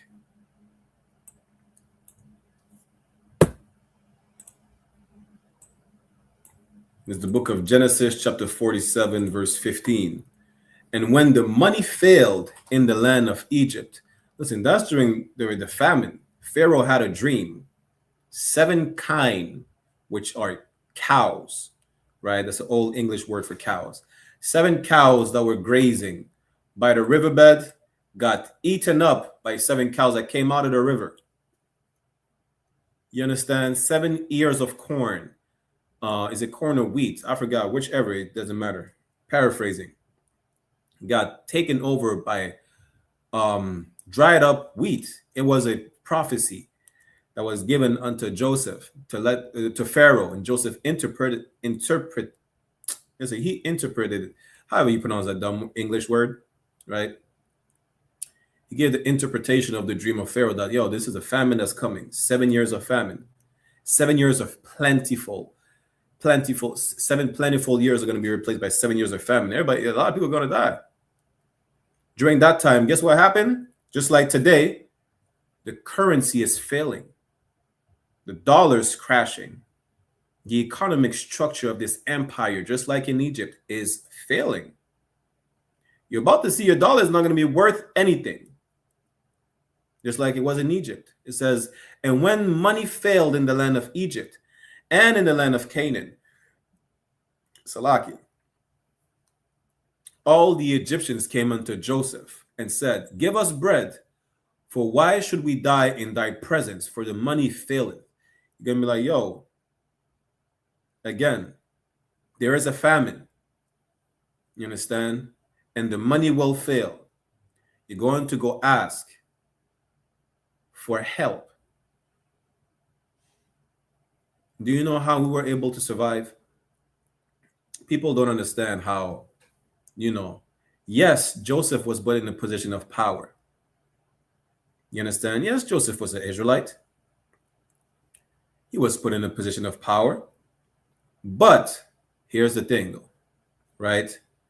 Don't look at it like we're going to be able to trust in a brother or sister that's in a position of power in the white man's government. Don't look at it like that. Even though that's the case with Joseph, he was in a position of power in another nation's government. But today, the Pharaoh that you have over you is the same type of Pharaoh that did not know Joseph, that did not give a damn about Israelites. Food will be controlling the people. But that's not even where you want to get it at, because that's at the time. Let's read it again. And when money failed in the land of Egypt and in the land of Canaan, all the Egyptians came unto Joseph and said, Give us bread, for why should we die in thy presence? For the money failed. Listen, the economy is collapsing. But let's keep reading, right? Economy, just like in Egypt, will collapse. And it's collapsing right now. We're about to be in the same damn time of Genesis 47 and 15. In a minute, probably tomorrow, yesterday, tonight. Verse 16, and Joseph said, Give your cattle, and I will give you for your cattle. If money fail, you're going to have to start giving your goods, because the money will fail. A lot of people are like, they're going to sell everything. Let's go to Ecclesiastes, second Esdras real quick for time's sake, right?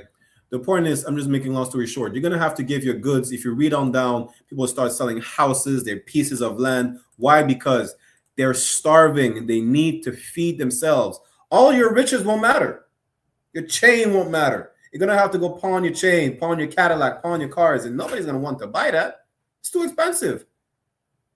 What matters is going to be able to start feeding our people. We're going to have to realize, just like we had to rely on Joseph, we had to rely on one another to survive back then, we're going to have to rely on one another to survive today. You understand? I say second Esdras chapter 15, because in those times, this is the time that we're about to be in again, right? Which is going to be even worse. Why? Because in the time that we're in, this is what you will see will happen when the money fails. When not only the money fails, but when you have either nothing to give up for money, no cattle, no goods to exchange for food to feed your family. This is exactly what will happen. As economy collapses, as the governmental structure collapses, as society collapses in general, because our present empire is falling apart to never rise again. This is exactly what will happen, right? Second Ezra chapter 15, verse 16. We're going to go a bit quick because we're running out of time. Just like the oppressed, it's a lot. Second Ezra 15 and 16. For there shall be sedition among men. Sedition is like riot, uprisings, and invading one another. They shall not regard their kings nor princes. There's going to be a time when nobody's going to regard the authority. I think you already seen that. You remember when they unalived the little Arab kid in France? They literally rammed a car in the mayor's house, in the mayor's office. They rioted. They burned down France. They're burning down France right now for a football game. Donald Trump got shot in the ear. Charlie Kirk got unalived like a deer in the neck. That's when it's talking about they shall not regard their kings nor princes. Nobody's going to give a damn about whatever authority is in place at the time.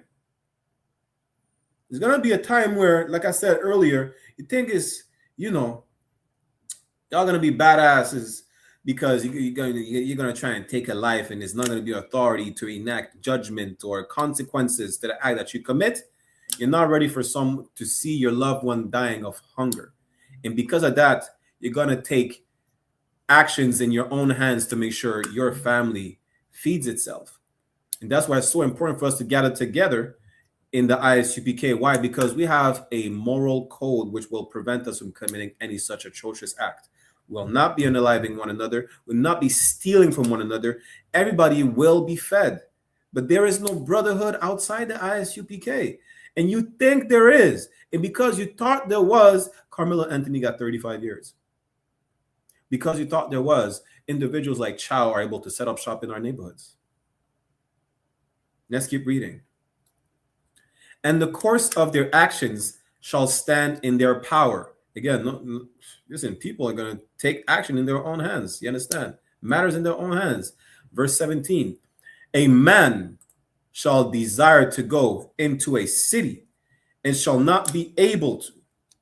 It shall not be able. You understand? You're gonna not just imagine during COVID, the first wave of COVID, not everybody was able to travel, right? Imagine that. In Montreal, we're not even able to travel to Toronto, which is just like what, 4 or 5 hours away by car. Now imagine a apocalyptic scenario. Go watch the movie. What's it called again? Greenland. Watch the Greenland, the first movie. Watch the second one. Imagine that. That's exactly the stage that is being set in order for us to be free from captivity. You're going to have to rely on one another that is in your zone. All these Mexicans that you say you hate, you're going to have to rely on them. All those black people you say, are criminals or whatnot, you're going to have to rely on one another. But you're only able to rely on each other by coming into the school. You're going to try to rely on one another outside the school, which is still beautiful nonetheless, but you don't know true brotherhood. You're going to steal from one another. You're going to try and sleep with one another's wife. You're going to try and, get rid of some mouths to feed. That's what you're going to try to do. In the ISUPK, everybody will be fed. Everybody will be protected. All men, women, children, boys, and girls will be protected and fed. You understand? Let's keep reading a bit more.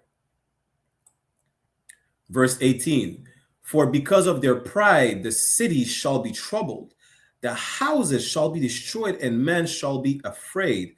Listen, going back to the first thing we spoke about in the class, you sisters are going to realize you're going to need a man in the house. A man of the Lord. You understand? A man that will not prostitute you for a bag of rice. You're going to need that type of man that will lay down his life for you and the children. You're going to realize that the hard way. And that's a sad thing for you to have to realize that the hard way. So you go down to verse 19. Salakia. 2nd Esdras chapter 15, verse 19. Then we'll end the class. A man shall have no pity upon his neighbor. You're not going to give a damn. You're going to go steal from one another. You can't feed. Listen, the money will feel like in Egypt. You will sell your goods. You don't have cattle. You will sell your car. You will sell your house. You will sell a piece of land to get some food. It's going to come to a point you have nothing to offer no more. And what will happen then? 2nd Esdras 15 and 19. A man shall have no pity upon his neighbors. Even if you gather together outside the I.S.U.P.K, which would be a beautiful thing, but you have no brotherhood. You have no moral code. You're still going to act the way the oppressor taught you to act. What will happen then? A man shall have no pity upon his neighbor. You're going to want to unalive one another at some point to either satisfy your lust or your hunger. You're going to get rid of some mouths to feed. That's what you're going to do. That made up brotherhood you think you have in your criminal organization, in the Crips, the Blood, the GDs, the Latin Kings, and whatnot, is going to fade away. It was never there in the first place. There is no brotherhood outside the Israelite school of universal practical knowledge. Let's finish that verse. 2nd Esdras 15 and 19. A man shall have no pity upon his neighbor, but shall destroy their houses with the sword and spoil their goods. What we just read earlier. You cannot spoil a man's house or his goods unless you bind the strong man first. Sisters, you're going to need that strong man in your house to protect you and the children. When there is no hedge, the possession is spoiled. We read that in the beginning of the first half of the class. In order for the family to be protected, they need a strong man. Because of the lack of bread and for great tribulation. Listen, it doesn't matter for the lack of bread. You understand? You're going to be distressed. Everybody's going to not know what. Do you know what it is to. When you're hungry, you can't think straight. You understand? You imagine being starving for a week. You know? You can't think straight. You're gonna be in survival, fight or flight mode. That's what you're going. That's the time that you're about to be in right now. And when no brotherhood, when no moral code, with no blueprint on how to act towards one another, you're going to collapse like this society. Why? Because the lack of brotherhood you learned it from this society. And just like it will collapse, every ways that you learn from this society will collapse with it. You understand? Meaning every way you learn from the society will collapse with it. You're not going to know how to act anymore. You don't even know how to act now. What makes you think you're going to be able to know how to act then? Right? That's why you have to come to the school. gathered together, O nation not desired, in that little sanctuary where we are dispersed, where we are scattered. So-called blacks, Latinos, and Native only have one hope, and that hope is only found throughout this Bible. This is our blueprint to get out of captivity. Brotherhood, knowing our identity. This is how we fix our families, we fix our marriages, we fix the beef we had within neighborhood, within communities, black and brown and native, or whatever issues we have. It's in that blueprint is the Bible. And you're gonna find the hard way. We just read it, seditions. We just finished reading 2nd Ezra 15 and 19. You're gonna rob from one another. You're gonna kill one another because you don't know how to act. You understand? And y'all are not ready to see a loved one die out of hunger. Y'all not ready to see. Y'all not ready for the days of tribulations that are about to befall upon us. And to make sure you're ready, you contact these numbers. You look for I.S.U.P.K in your zone. You come to class. You shed yourself of the world. If you're a young man, you put in all black. You understand? If you're a sister, you cover your head. You understand? With that, we're going to end the class right here. I'm Priest and Officer 500 Barak Yala of the I.S.U.P.K, the Israelite School of Universal Practical Knowledge, 1 West 125th Street, Harlem, New York, under Commandant General YAHANNA. We're going to get a security announcements, end the class, conclude the class, and y'all make sure you tune into John Mahaiman's scripture breakdown class. Will start right now on 1 West I.S.U.P.K online classes. Bring all your questions. You understand? Get all your questions answered. Get the solutions to all the problems that you face in your life on a daily basis. With that, we'll see you next week. Will be the class in French. Probably see you the week after. That say Shalom, Yahweh Bahashem Yahushua Brakatham to all the brothers, and Yahweh Shamar Alatham Bahashem Yahushua to all the sisters. We'll get security announcements. We'll end the class. The water Israel.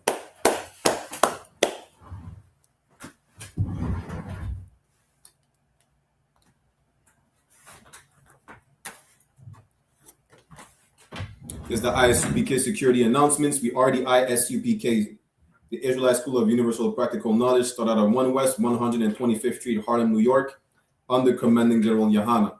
Rule for new brother and sister: when a new brother or sister comes into the school, they are off limits for 6 months. They are to be saluted only. They're here to shed themselves of the world. If they need transportation, the teacher will arrange it.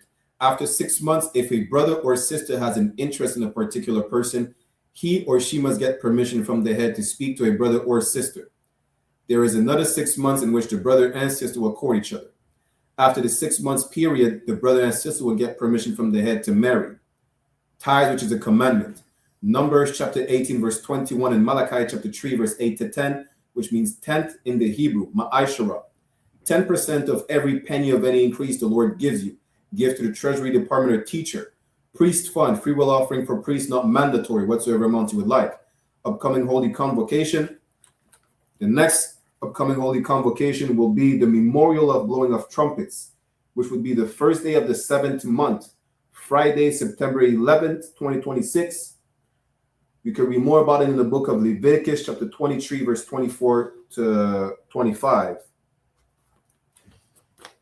Reminder to all Akim Wakwathian, reminder to all brothers and sisters to check the bulletin board in the hallway of their school if they have a physical zone, a physical building, Salakia. And if any brother wants to be a trooper in the school, to start wearing all black boots, shirt, pants, headband, and scarf.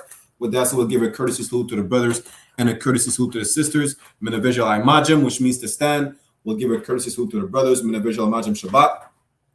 Imajim, Barak. Yahweh Bahashem Yahweh Shai Brakatham, meaning Yahweh in the name of Yahweh Shai bless y'all. Yajamata, which means hands down. Sar, which means to turn and face the sisters. If you have any in your presence, we'll give them a courtesy salute as well. Minavijal Imajim Shabbat. Imajim, Barak, Yahweh Shamar Alatan Bahashem Yahweh Shai, and Yahweh watch over y'all in the name of Yahweh Shai. Yajamata means hands down, class dismissed. The water Israel. We have a gift that nobody can see, that was handed over to us to do something amazing. Take the gift, man. Take the gift. with this, man. And let the Most High work in you to do something you have never believed. I ain't even impressed what you expect. You see this shit? Hold on, there's one West on my chest. One West world. That's it. Fuck a street code, let a priest love. No stain, break dang with the leash off. I ain't nothing of this world, I need a respawn. I just know they wish that I would stop, but I keep going. These fringes on my calf like a tube sock. I used to stuff the loose ones in my shoebox. And we came a long way from the curbside. Now we looking from the top from a bird eye. And I can't leave my brother on the battlefield. Lord, let the hell rain, we gon' see who real. And you know they gon' hate when they see a plate. So imagine what they doing for $250,000. And we really the only ones going to war. You niggas just be talking like y'all won the war. I made love to this truth and there's no divorce. My Spanish mommy call me Poppy like a corner store. Let me show you how to do it. Said he living by the word, I think it's time he proved. I think you better use your head before you fucking lose it. And say the acting for the camera, this is not a movie. I pray to God I don't fall off. I ain't nothing like y'all. Niggas think they slime, cut their head off a python. Blame me for my outlook, never counted the lookouts. The world said I wasn't shit, but look at how I turned out. Not so bad, huh? Why you mad, huh? We go hard, but go harder for the have-not. Listen, when that oil hit your leg, then you can't stop. Your feet better hit the ground running, this shit bedrock. Man, we tried to put him on, but he's asleep. Waking up the people, that's the job for a priest. Hopped out the wheel, fringes swinging like a pendulum. You heard of the tribes, where the fuck you think they get it from? Look, I'm a soldier, get the order, then I get it done. Got some big shit to split the water, make these niggas run. Why you hurt? If I told the truth, then I showed you love. Let me prove it, wanna move right, let me show you how to do it. Let me show you how to do it. Said he living by the word, I think it's time he proved. I think you better use your head before you fucking lose it. And say the acting for the camera, this is not a movie. Don't step over the line though. Everybody, anybody, it's up for everybody. And that's not even, I got bigger fish to fry. I got people to save. I ain't even on a rap, so I already beat the rap shit.